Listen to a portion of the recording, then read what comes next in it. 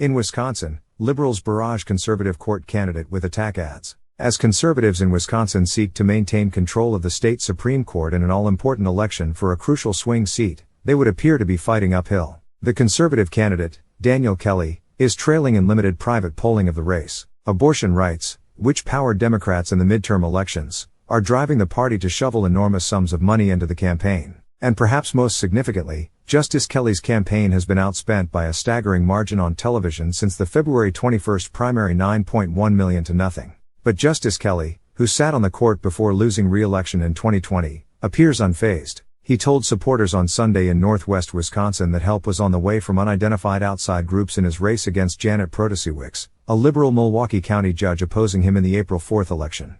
Because there are nationwide organizations that care about the rule of law, about the constitutional order, and they are spending to promote our campaign, you should start seeing the effects of them this coming week, Justice Kelly told a gathering of the Northland Freedom Alliance in Webster, Wis. Right now, it's kind of wall-to-wall Janet. And I object to that.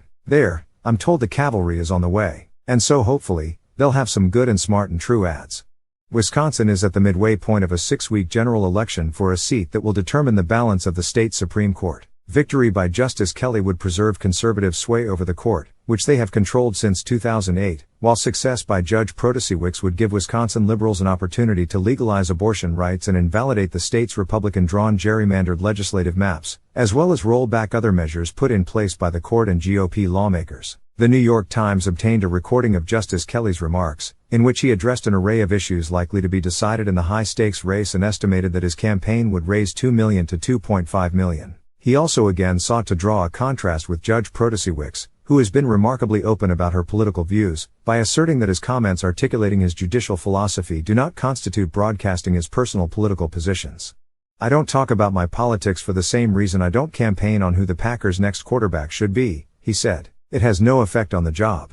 While Justice Kelly promised that the cavalry was on the way, it's unclear whether it will be enough to turn the tide of the battle. Only one national organization has spent anything on television to support the Kelly campaign, the super PAC Fair Courts America, which is backed by Richard Uihlein, the conservative billionaire. So far in the general election, Fair Courts America has spent $2.3 million on TV ads. This week, it began a further $450,000 in statewide radio advertising, but the group has not yet committed to investing more in the race, according to a person familiar with Mr. Uihlein's decisions who was not authorized to speak publicly. The biggest pro-Kelly spender, Wisconsin Manufacturers and Commerce, the state's business lobby, has spent $3.4 million on his behalf so far. Nick Novak, a spokesman for the group, declined to comment on the group's future plans. A Fair Courts America spokesman did not respond to messages on Tuesday. The flood of Protasiewicz ads have attacked Justice Kelly for his opposition to abortion rights, past statements attacking Social Security, and his association with Republican attempts to overturn the results of the 2020 presidential election,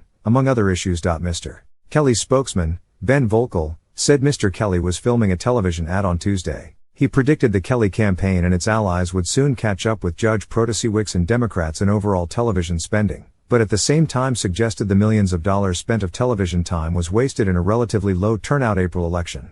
We're reaching out to voters in a lot of different ways, Mr. Volkel said. They are spending millions of dollars for an election that's not going to have a big turnout. We've taken a slightly different approach.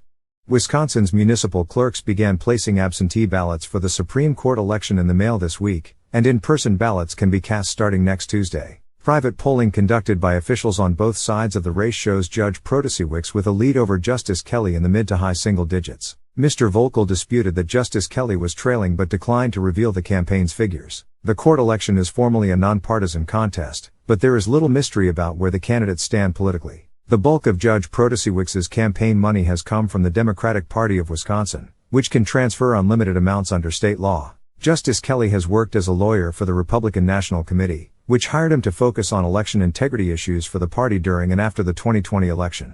On Tuesday, Hillary Clinton endorsed Judge Protasiewicz. Justice Kelly was endorsed by President Donald J. Trump during the justice's 2020 re-election campaign, which he lost. In the last 3 weeks, the Protasiewicz campaign has spent $9.1 million on television advertising, and outside groups supporting her have spent $2.03 million, according to Ad Impact, a media tracking firm. The imbalance on Wisconsin's television airwaves is even greater than the spending figures suggest. Because the Protasewicz campaign is able to buy television advertising at about 1/3 the rate of independent expenditure groups, she alone has broadcast more than 3 times as many TV advertisements in Wisconsin as the pro-Kelly groups combined, according to Ad Impact's data. Dan Kelly has been relying on extreme right-wing groups to save his campaign with millions of dollars in ads that lie about Judge Janet Protasewicz's record, said Sam Roker, a spokesman for the Protasewicz campaign. The election is already the most expensive judicial race in American history, with at least $27 million spent so far on television alone. A 2004 contest for the Illinois Supreme Court previously had the most spending, at $15 million, according to the Brennan Center for Justice. In an interview on the eve of the primary last month, Justice Kelly said he had not received any private spending commitments from Mr. Uihlein and had not spoken with him since last summer.